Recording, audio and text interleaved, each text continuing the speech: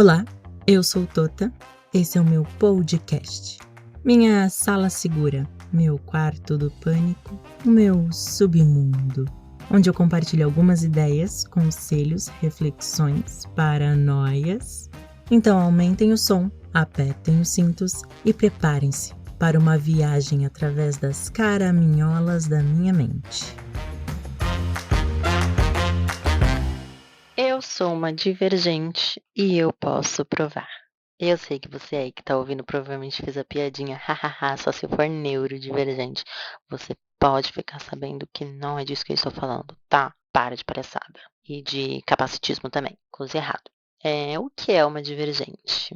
Para quem não sabe, Divergente é uma série de livros que depois virou filme, que conta a história da atriz. Eu vou ler aqui para vocês a sinopse do filme. Se você não assistiu, eu recomendo que você assista, porque eu gosto bastante. Assim, o primeiro é ótimo, eu adoro. O segundo já dá uma decaída, mas ainda é bom. Agora o terceiro, gente, eles cagaram real na saga, tanto que não terminaram. Enfim, vou ler aqui para vocês a sinopse, para vocês entenderem um pouquinho do que eu tô falando. Na futurística cidade de Chicago, ao completar 16 anos, Beatriz precisa escolher entre as diferentes facções em que a cidade está dividida. Cada uma representa um valor diferente e, ao contrário de sua família, a jovem opta pela facção dos destemidos, a audácia. Ela então se torna atriz e inicia uma jornada para afastar seus medos e descobrir quem realmente é. Agora eu vou ler um pouquinho de uma resenha que eu achei aqui para explicar um pouquinho mais para vocês do contexto do filme. No primeiro livro da série, o mundo é apresentado em um cenário pós-guerra e a sociedade é dividida em 5 facções: amizade, que é a generosidade, abnegação, que é o altruísmo, audácia, que representa a coragem, franqueza, que representa a sinceridade, e a erudição, que representa a inteligência. Cada uma delas acredita que seus membros devem agir de maneira determinada por seus líderes para que o mundo possa viver em paz. A protagonista da história, Beatrice Pryor, é uma adolescente da abnegação, facção onde estão seus pais e seu irmão. Quando o momento da escolha chega, no entanto, ela decide se transferir para a facção da audácia, que tem seus membros conhecidos por serem os guardas da sociedade e agirem com violência e intolerância entre seus membros. A mudança aconteceu após o teste de aptidão de Beatriz ter demonstrado que ela era uma divergente, ou seja, não estava apta apenas para estar em uma das facções, mas sim em 2 ou mais delas. Isso é um fato importante. Neste novo modelo de sociedade, os divergentes são considerados um perigo por não terem aptidão a obedecer cegamente o que prega cada uma das facções. Ao longo do livro, Tris, nome escolhido por Beatriz para viver em meio aos membros da audácia, deve esconder sua condição de divergente. Ela luta para ser bem-sucedida no teste de iniciação de sua nova facção. Enquanto isso, a erudição, onde estão os estudiosos médicos e cientistas, dá início a uma invasão à sede da abnegação em busca de uma informação que pode mudar o futuro dessa sociedade. Enfim, a parte mais importante aqui é a parte que explica o que é os divergentes, né? São aquelas pessoas dentro dessa sociedade que elas não se encaixam só em uma dessas facções. Podem se encaixar em mais de uma, 2, 3, 4, ou até mesmo em todas elas. E aí eu me considero uma pessoa divergente, tanto que quando eu assisti esse filme, eu me identifiquei demais. Nossa, eu me identifiquei demais. Ai, nossa, ela é o Kikiki. Eu sou mesmo. Aqui é o meu podcast, eu sou o Kikiki. Mas enfim, porque eu também sinto que eu não me encaixo em um lugar só. Todos os lugares pelos quais eu passei, eu sempre, sempre, sempre me senti deslocada de alguma forma. Seja pela minha orientação sexual, minha identidade de gênero, a minha personalidade, os meus valores, as minhas atitudes, as minhas falas, todos os lugares que eu frequentei, eu sempre me senti meio deslocada, meio, sei lá, mas não de um jeito ruim, sabe? Eu nunca me senti apagada, eu nunca me senti inferiorizada ou eu nunca me senti intimidada. Eu sempre estava num lugar de tipo, era um desconforto, mas eu não me sentia ameaçada, sabe, em estar naquele lugar. Porque eu sabia, entre aspas, que eu, sei lá, podia mais. Não que eu me sinta melhor do que as pessoas, mas eu me sinto diferente, sabe? As pessoas, por exemplo, fazem as coisas de um jeito X e aí, tipo, pra mim aquele jeito eu posso enxergar talvez que um jeito Y talvez seja mais eficaz ou aquele jeito X pode desencadear uma coisa lá na frente que eu vou ter que resolver depois. Que ninguém vai saber resolver senão eu. E aí eu tento fazer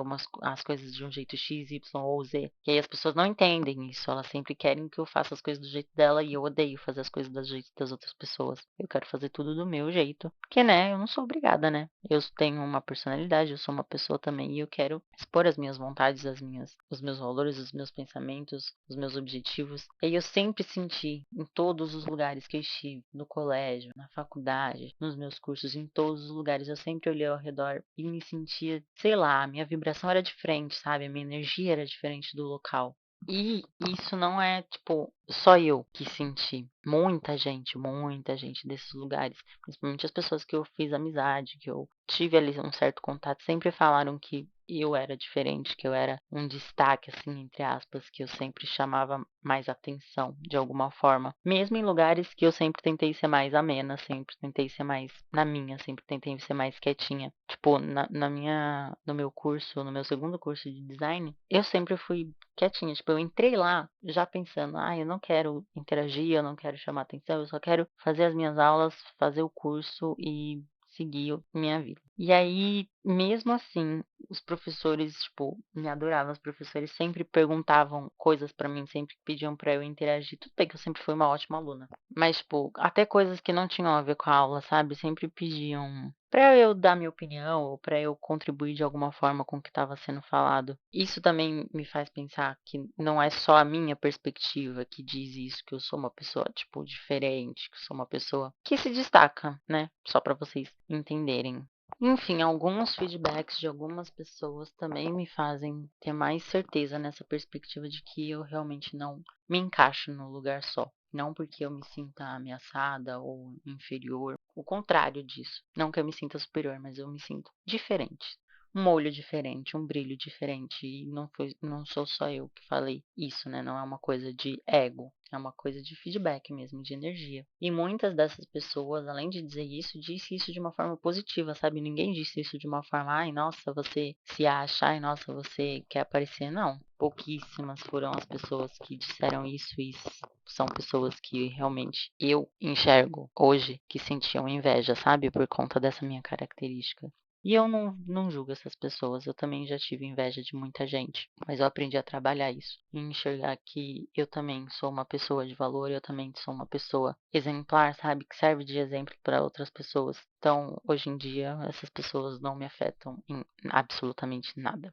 Não que afetaram de forma muito significativa ou tiveram alguma influência alguma vez na minha vida. Mas hoje não fede nem cheira. Enfim, só essas pessoas que torceram o nariz e disseram o contrário só por teimosia, sabe? Mas o resto, as pessoas sempre, a parte majoritária sempre disse que isso era um plus na minha personalidade, que era uma qualidade, que era um diferencial, que era um destaque, e não que era um defeito, que era algo que eu devia tratar, sabe? Consciente do jeito que eu sempre fui, sempre tentei não deixar isso subir a minha cabeça, porque eu sabia que seria a minha queda, sabe? Em algum momento isso poderia ser a minha queda. Então hoje, quando eu bato o pé em alguma coisa, quando eu falo alguma coisa, eu falo com convicção, porque eu analisei muito, porque eu estudei muito, porque eu li muito sobre, assim, relacionado a mim, sabe? As coisas que eu crio, as coisas que eu quero, as coisas que eu almejo, as coisas que eu faço. Então, tudo tem uma explicação e tudo tem um objetivo, porque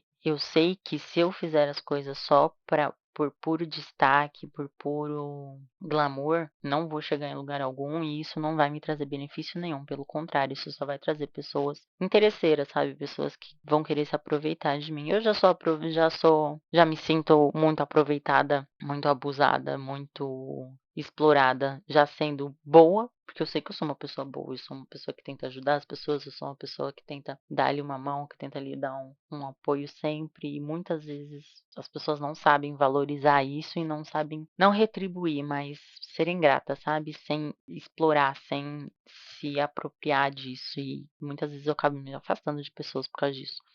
Mas enfim. E aí agora eu quero falar algumas características que eu também considero, além dessa coisa de me sentir deslocada nos meios que eu frequento, que eu frequentei, tem algumas outras características também que me confirmam isso de que eu sou realmente diferente. Então, a primeira que eu anotei aqui é que eu não tenho um tipo para homem, nem para mulheres.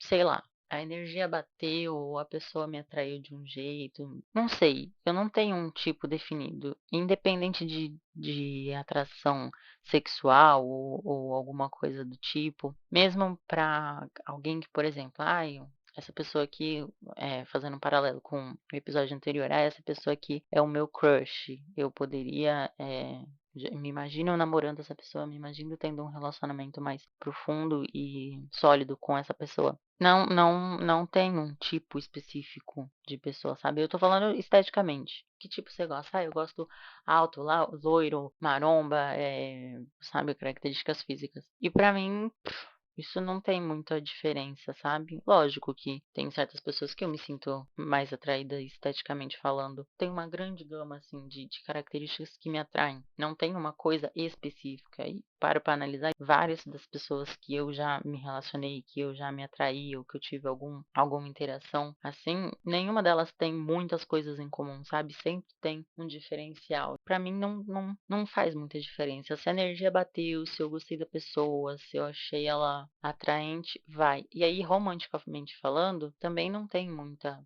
interferência. Já sexualmente falando, já não tem muita diferença. Se a energia bateu, se eu me senti atraída pela pessoa, seja por qual for as características, provavelmente ela tem alguma ou algumas características que me atraem, mas isso não está escrito em pedra, sabe? Ah, tem uma pessoa A, B e C e as três me atraem, as três são diferentes, por mais que elas tenham alguma coisa parecida, mas elas são completamente diferentes. Um é baixo, o outro é loiro, o outro é alto, um é maromba, o outro não é, um é ruivo, o outro é moreno, sabe? Essas coisas. Se eu achei a pessoa bonita, se eu achei a pessoa atraente sexualmente, vai. Então, esses pontos, assim, físicos, não interferem muito nesse meu desejo, sabe? E aí, romanticamente falando, como essas coisas físicas não interferem tanto no lado sexualmente falando, fisicamente falando, romanticamente falando, menos ainda. Eu me importo muito mais com os valores daquela pessoa, eu me importo muito mais com as ambições daquela pessoa, fazendo mais um paralelo com o episódio anterior. Eu me importo muito mais nos posicionamentos políticos daquela pessoa, eu me importo muito mais com o tipo de consumo que aquela pessoa tem, artista, série, filme, essas coisas, sabe? Cultura mesmo. Eu me importo muito mais com a cultura daquela pessoa do que com os aspectos físicos. É claro que os aspectos físicos interferem, mas na balança, a parte intelectual, a parte sentimental pesa muito mais, pesa muito mais. E um relacionamento tem que ser baseado nisso, né? Não só na estética, porque não é o que sustenta um relacionamento.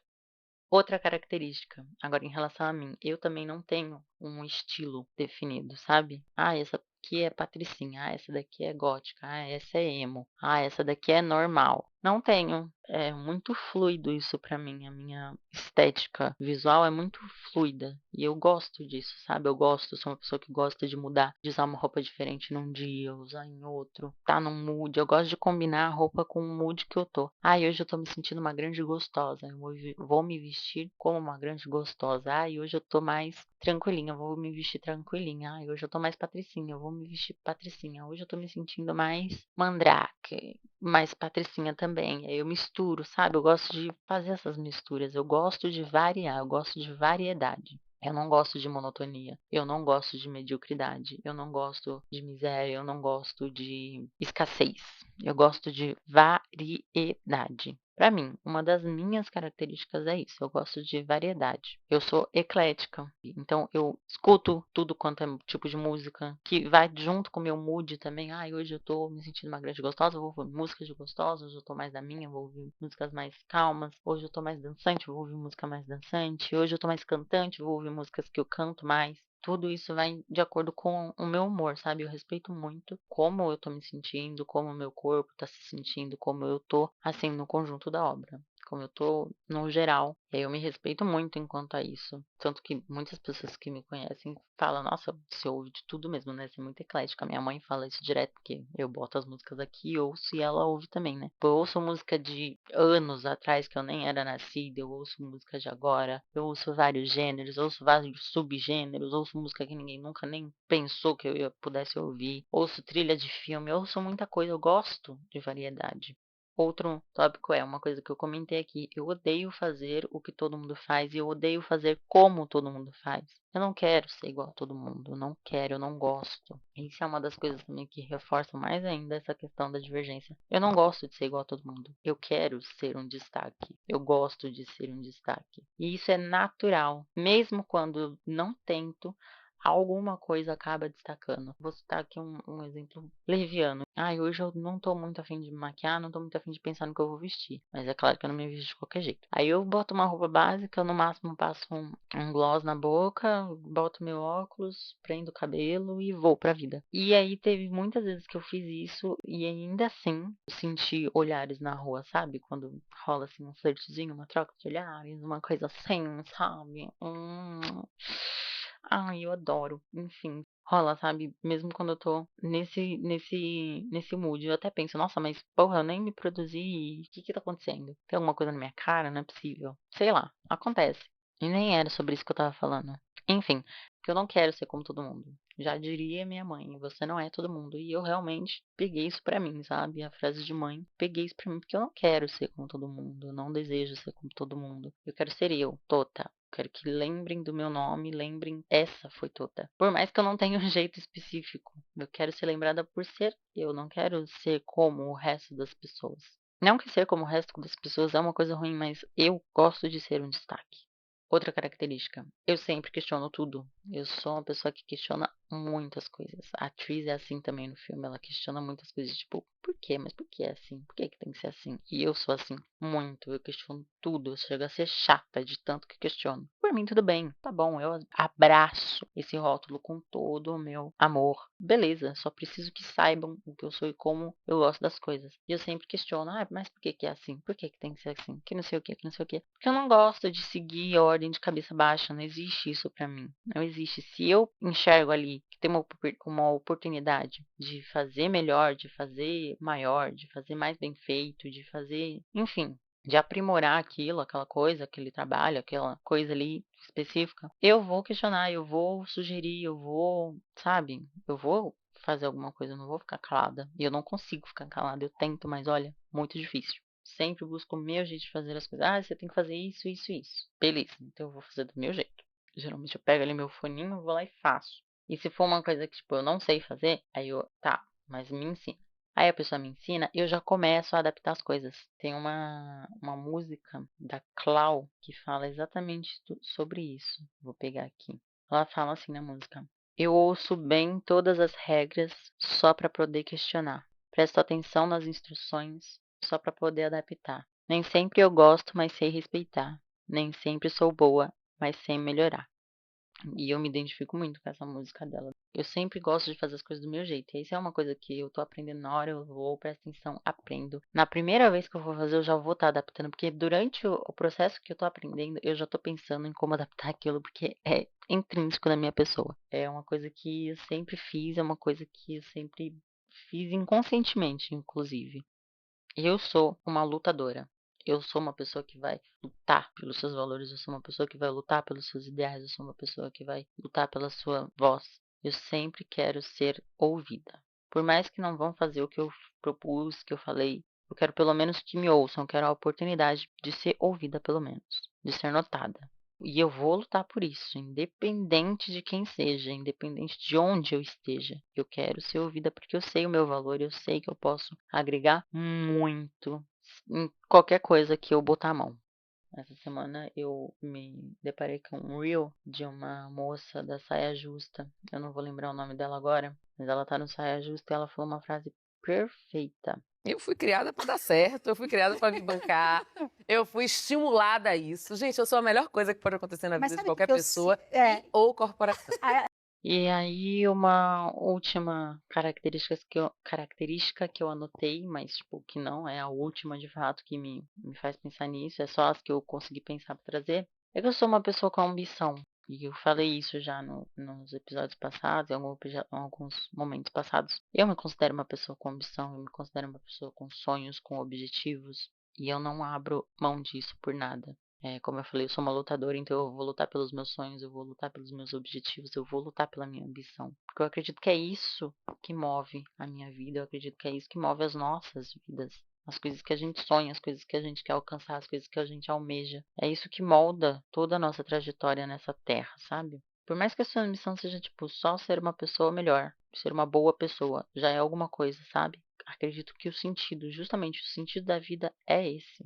A gente buscar evolução. O sentido da vida é evoluir. Para mim, o sentido é esse: se tornar pessoas melhores, se tornar pessoas que façam a diferença de fato, que não estejam aqui só por estar. Porque estar por aqui só por estar é a função de uma pedra, sabe? Óbvio que algumas pedras têm mais funções, mas, tipo, vocês entenderam o que eu falei, né? Sobre ficar estagnado, ficar na inércia. Para mim isso não funciona. Tô sempre me movimentando, mais rápido, mais lento, mas sempre em movimento.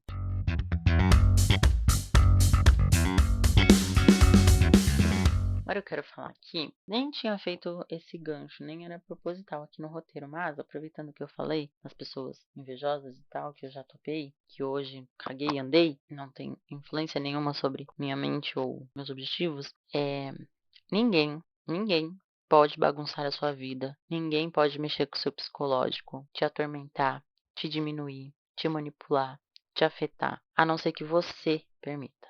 A gente está falando aqui de limites. Ninguém pode fazer nada disso a não ser que você permita que as pessoas façam isso. Que você dê esse acesso, essa abertura e esse poder para que façam isso com você.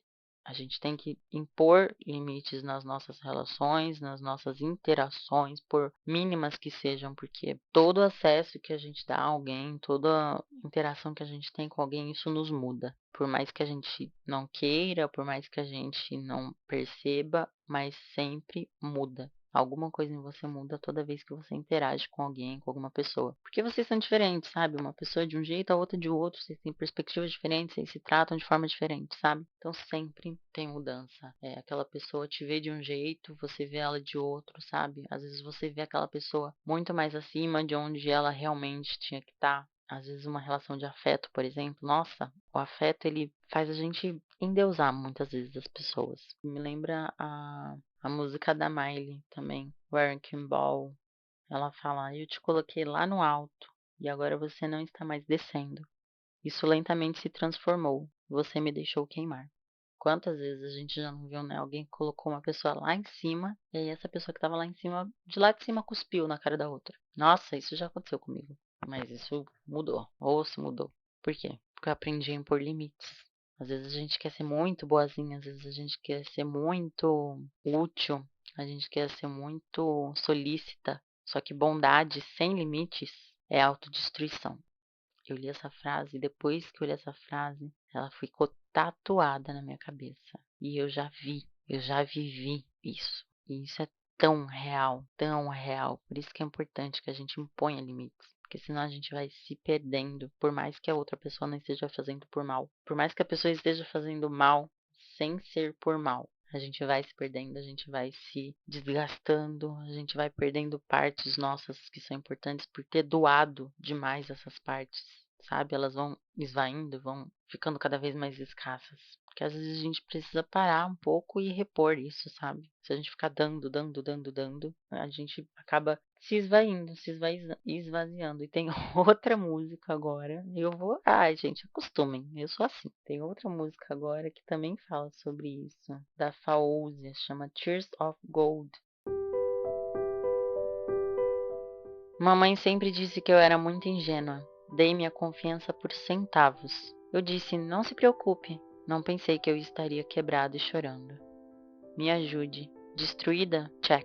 Coração? Em dívida. Tudo que você faz é aparecer, só vem para coletar. Você não sabe que chorei lágrimas de ouro por você? Eu sinto aqui pobre por você. Colete meus centavos e minhas moedas. É por isso que você adora quando eu choro. amor platinado por você. Eu não daria menos por você. A generosidade é minha inimiga. Eu estou tão sem dinheiro e seu coração é rico por minha causa. Sei que isso é minha culpa. Dei um pouco demais. Sabia que isso ia acontecer, mas eu não vou mentir. Você pode me fazer chorar 1000 vezes. Eu volto como... O que está acontecendo com a minha cabeça? E o pior é que eu faria tudo de novo. Não, a pior parte é que eu sei que isso nunca vai acabar. Eu continuo voltando como uma maníaca.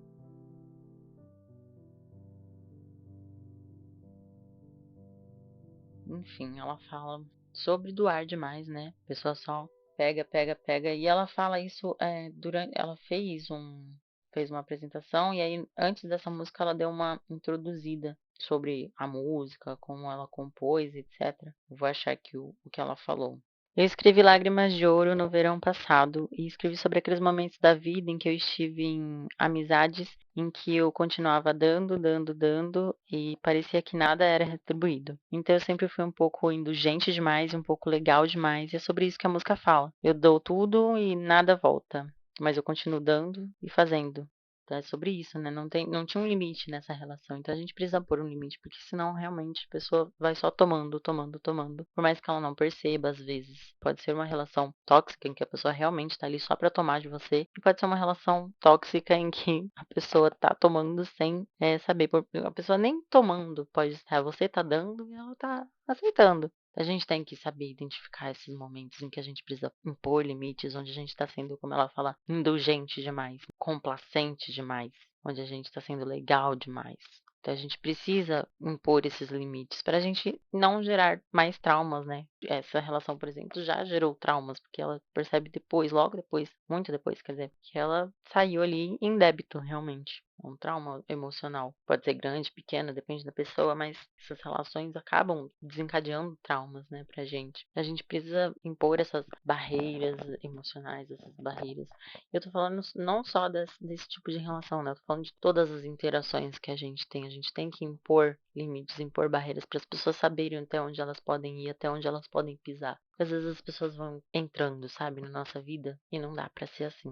A gente precisa prezar pelo respeito, que as pessoas tenham respeito com o nosso espaço, que as pessoas tenham respeito com o nosso emocional, com a nossa saúde mental, com os nossos valores, sabe, com os nossos sonhos. Um dos limites que eu imponho, assim, na minha vida, por exemplo, a verificação de leitura do WhatsApp, eu não tenho. Eu não tenho porque justamente nessas relações em que eu dava, que eu tava sempre ali conversando, não sei o quê, puxando assunto, não sei o quê, tinha momentos que as pessoas simplesmente liam e não respondiam e não justificavam depois, tipo, eu esqueci de responder ou aconteceu isso. Não que eu precisasse, sabe? Que a pessoa precisasse se explicar, mas tipo, o mínimo, sabe? De um relacionamento. Se você tá ali interagindo com a pessoa, é como se você estivesse falando com uma pessoa, conversando ao vivo, e aí a pessoa simplesmente vira e sai andando.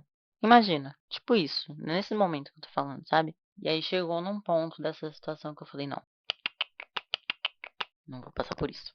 Desativei o azulzinho do WhatsApp e tenho desativado até hoje e é uma benção. Porque aí eu não sei quando eu estou sendo ignorada. Eu prefiro não saber e seguir com a minha vida. Prefiro pensar, a pessoa tá ocupada, ela vai responder depois. E vou seguir com a minha vida. Vou fazer as minhas coisas, vou me preocupar comigo. E também não gosto e não sou cobrada. Tipo, você leu e não respondeu. Não quero ser cobrada. Porque eu sim sei que às vezes eu demoro para responder porque eu estou ocupada. Porque eu estou trabalhando muitas vezes. Porque às vezes as pessoas esquecem que existe uma coisa chamada carteira de trabalho. E a minha, não sei se vocês sabem, mas a minha é assinada. Então eu tenho que, entregar. Não quero ser cobrada, sabe? Nos momentos que eu tô ali relaxando. Às vezes eu não quero responder porque eu estou relaxando. Nossa, tem vários momentos que eu deixo meu celular assim longe. E às vezes se ele não tá longe, ele tá no modo silencioso. Outra coisa também que eu fiz. Antes meu celular vivia no modo silencioso. Que o silencioso ele só vibra, né? Não tem um sonzinho de notificação. Hoje, uns meses pra cá, esse ano, eu venho me acostumando a deixar ele no não perturbe, que é naquele que ele não vibra, não chega notificação, não acende a tela, não faz nada. Não faz nada. Ele é um pedaço de metal que tá ali, um pedaço de plástico, sei lá do que essa porra é feita. Tá ali. E aí eu só vou ver as mensagens quando eu quiser.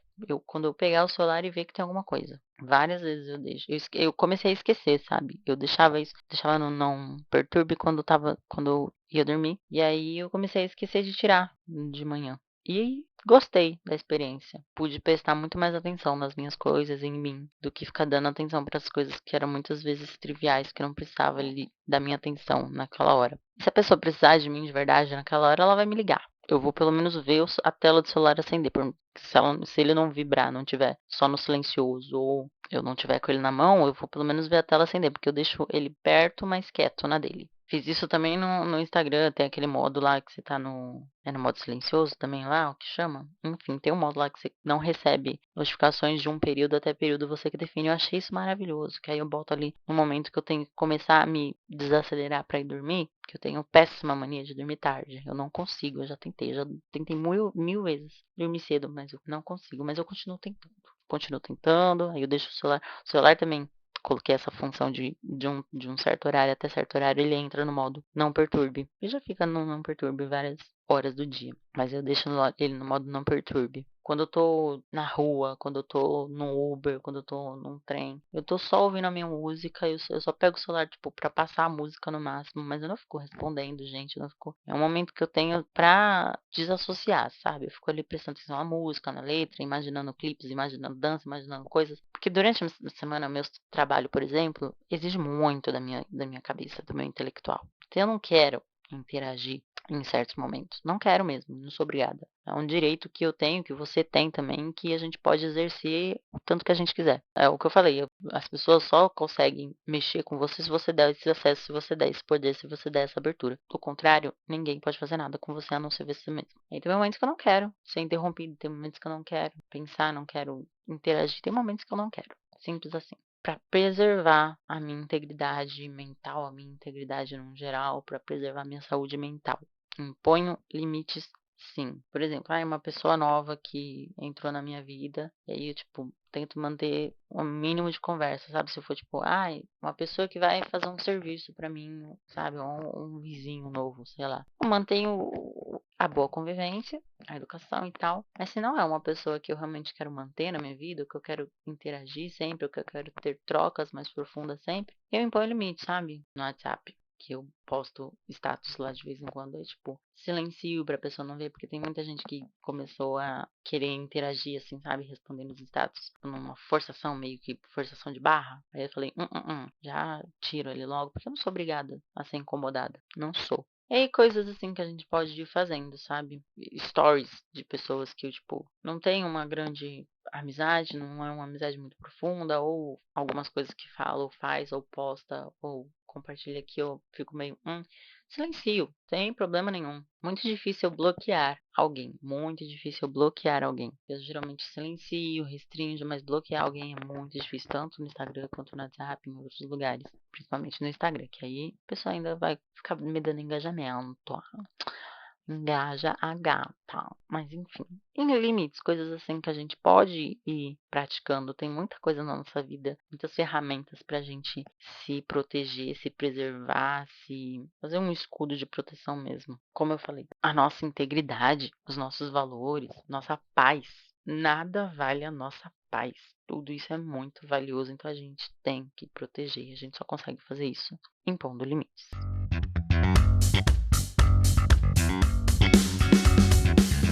E aproveitando que eu falei dessas ferramentas que eu utilizo e tal, isso me traz a questão da ansiedade. Minha amiga outro dia me perguntou, como que você lida com a sua ansiedade? E, tipo, pra mim é muito simples. Eu que não sou, quer dizer, não sei, né? Mas eu acho que não. Sou uma pessoa neurodivergente, etc. Sou uma pessoa neurotípica. Acho que é isso o termo. Segundo o Google, é essa palavra. Que não tem ali, como é que tá escrito? Não apresentam alterações significativas no desenvolvimento neurológico cognitivo de atenção ou de memória. Então, eu me considero uma pessoa neurotípica. Não sei, não tenho laudo, não tenho acompanhamento, mas, segundo as referências que eu tenho, eu lido isso de uma forma simples. Essas ferramentas que eu falei de impor limites, por exemplo, é uma dos artifícios que eu tenho. Impor limites é um dos artifícios que eu tenho, sabe? Eu não deixo que qualquer pessoa me acesse. Não existe isso na minha vida. E eu não deixo que as pessoas se aproximem por interesse ou que as pessoas me explorem de certa forma, explicitamente me explorem. Comigo não tem vez. Aí eu vi um post esses dias do: "Ai, meu cérebro, como pode o meu próprio cérebro acabar com o meu dia?". Porra, você é fã ou hater? Você tá do lado de quem? E aí o meu cérebro, a minha mente, pode até tentar acabar com o meu dia, mas aí eu me lembro que quem manda nos 2 sou eu, e não o contrário. Pode ser que eu esteja num momento avoada, não sei o quê, num momento de ansiedade, mas aí eu lembro que quem manda em mim sou eu. Não tem essa do meu cérebro me autossabotar, porque quem manda em mim sou eu. Parece que tem vários divertidamente assim na minha cabeça, aí tem um que tá descontrolado, ele tá controlando a mesa, chega outra, dá licença que eu mando nessa merda, sou eu agora? E aí eu boto ali nos eixos. Não tem essa de sair do controle. Já tive, sim, umas crises, uns quadros de ansiedade, de um pré-ataque de pânico. Não vou nem falar ataque de pânico, mas um pré. Mas aí eu me concentrei, fiz um mentira. Concentrei, respirei fundo, botei ali uma musiquinha, dei uma chorada. Um dos artifícios que eu uso também pra aliviar, assim, a ansiedade, dá uma chorada. Eu boto ali a minha playlist, eu tenho playlist pra tudo, eu boto ali uma playlist, dou uma chorada e volto. Mais centrada, mais plena, mais calma. Esse também é um dos artifícios que eu uso. E aí, sobre o perder o controle, eu sou uma pessoa controladora. Eu me considero uma pessoa controladora. Só que eu sou uma pessoa controladora e aí eu volto lá no começo. Eu sou uma pessoa questionadora. Então eu identifiquei que eu sou uma pessoa controladora, eu tenho consciência disso, ok, sou controladora. E aí eu me pergunto até onde eu gosto disso, até onde eu desgosto. Até onde isso me faz bem, até onde não faz. Isso pode me fazer bem, isso pode não fazer muitas vezes. Tento entender o que está sob meu controle e o que não está. Por mais que eu seja uma pessoa controladora, eu não controlo tudo de fato. Então eu tento identificar e entender. Isso está sob meu controle? Beleza. Isso não está sob meu controle? Então, ok. Não tenho essa coisa de ficar tentando controlar o incontrolável. De vez em quando eu dou umas fora aí eu me pego assim pelo braço e falo: querida, senta aqui. Abaixa a tua bola, senão você vai se fuder. Eu me pego, boto assim no lugar, dou 3 tapas na minha cara pra eu voltar pros eixos. Eu também não fico pensando nas coisas, no que poderia ter sido, me gerando dúvidas desnecessárias. Eu sei, tenho uma certa curiosidade. Eu também tenho uma certa curiosidade. Mas também tem aquela coisa do medo das respostas, essa ansiedade, os traumas que a gente tem, fica pensando no que poderia ter sido para a gente não ter vivido aquilo, como a gente poderia não ter vivido aquilo, evitado aquilo, se martirizando sobre os traumas que a gente já viveu, pensando muito sobre o futuro com base no passado. Ah, isso aqui aconteceu lá, então isso aqui pode acontecer lá na frente. Pode, mas não quer dizer que é uma regra. A gente tem que analisar bem as situações para a gente não confundir as coisas, porque às vezes a gente confunde as coisas muito. Ficar me comparando. Não, eu procuro não ficar me comparando muito com as pessoas. Claro que a gente precisa de referências. Referência é uma coisa, comparação é outra. A gente precisa de referências para a gente criar projeções para nossa vida, sabe? Ah, essa pessoa aqui, nossa, ela tá num lugar legal, eu queria chegar ali, como que eu faço? E aí observar como a pessoa fez, não quer dizer que você tem que fazer exatamente o que ela fez. Você pode adaptar para o seu jeito. Ah, aquela pessoa ali conquistou um negócio legal, como é que eu consigo aquilo ali também? Não você desejar ter o da pessoa, você conquistar o seu também, sabe? Porque aí se você tá desejando da pessoa, ter aquilo no lugar da pessoa e ela não ter, aí é inveja, aí não é legal. Influências, as nossas influências. Então, tomar cuidado com o que eu consumo, tomar cuidado com o que eu já falei aqui, as pessoas que têm ao meu redor, as pessoas que me acessam, as pessoas com quem eu convivo, as pessoas que eu deixo entrar na minha vida. Então, tudo isso, essas dúvidas, as curiosidades, os medos das respostas das pessoas, os traumas, ficar se questionando sobre os traumas, se é nossa culpa, se não é, as reflexões sobre o futuro com base no passado, as referências que a gente precisa ter e não as comparações e as influências, tudo isso, eu penso sobre tudo isso e tudo isso implica na nossa ansiedade. Porque se a gente deixa essas coisas sem controle, é óbvio que isso vai virar uma panela cheia de emoções em ebulição prontas assim para explodir nessa panela, fazendo uma pressão ali pronta para explodir. Quem é a panela? A gente. A gente vai explodir? Não, a gente não vai explodir, a gente vai, ó, baixa esse fogo, olha bem o que que tem aí dentro, entendeu? Bota ali uma água para dar uma equilibrada. Isso para mim, esse exercício que eu faço, essas atividades que eu faço, essas dinâmicas que eu me aplico, diz muito sobre o que é resiliência para mim. Isso para mim é a resiliência, é você entender que você tem fraquezas, é você entender que você tem as suas vulnerabilidades, é entender que você tem os seus problemas, é entender que você tem problemas com as outras pessoas, mas de que forma dá para controlar isso de uma forma boa para você, de um jeito que não machuque outras pessoas, que afete outras pessoas. Lógico que às vezes uma pessoa manipuladora, uma pessoa que não gosta de você de verdade, às vezes você tá ali se preservando, se prevenindo, um pouco mais fechada, a outra pessoa vai falar que isso tá machucando ela. Essa pessoa não é legal de ter na nossa vida, porque se ela te enxergasse de verdade, ela ia saber que você tá fazendo aquilo pelo seu próprio bem. Ela ia querer que você fizesse isso porque ela quer te ver bem. A gente tem que identificar essas pessoas. Então, a resiliência é sobre isso, sobre a gente se preservar e continuar. Pensar, esse problema tem solução? Então não tem por que se preocupar. Não tem solução? Então também não tem por que se preocupar. Esse é o controle que a gente tem que ter. Que a gente fica querendo controlar tudo mesmo quando as coisas não têm solução. Para que se ela não tem solução? E se ela tem, para que se preocupar? A linha tênue entre essas duas questões é: eu não sei se tem solução. O se, que aí eu volto lá no do que poderia ter sido, sabe? O e se isso, se aquilo. Isso também, nossa, isso desperta na sociedade de um jeito, essa palavrinha maldita, o se é uma bosta, é uma bosta. Então, realmente, a gente tem que tomar cuidado com isso. Tipo, tem solução, beleza? Não tem solução, beleza? E se não tiver? E se tiver? Você tem que pegar essa situação, esse problema, sentar com ele, analisar tudo. E aí sim você vai descobrir se tem ou não solução. Não tem que ficar questionando tudo ao mesmo tempo do se tem ou não tem, sabe? Você tem que pegar os fatos.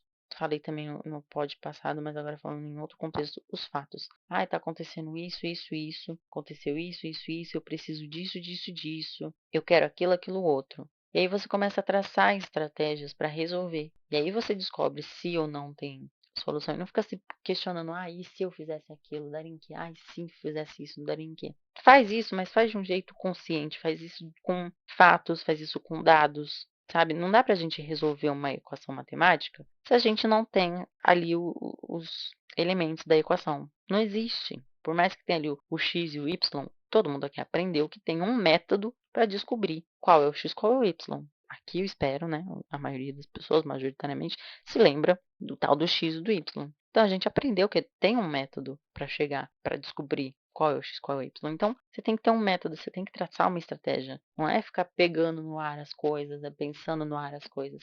Tem que sentar e resolver com calma. Não ficar assim, ai, mas que droga, eu sou muito idiota, eu sou uma imbecil, eu sou uma pessoa horrível.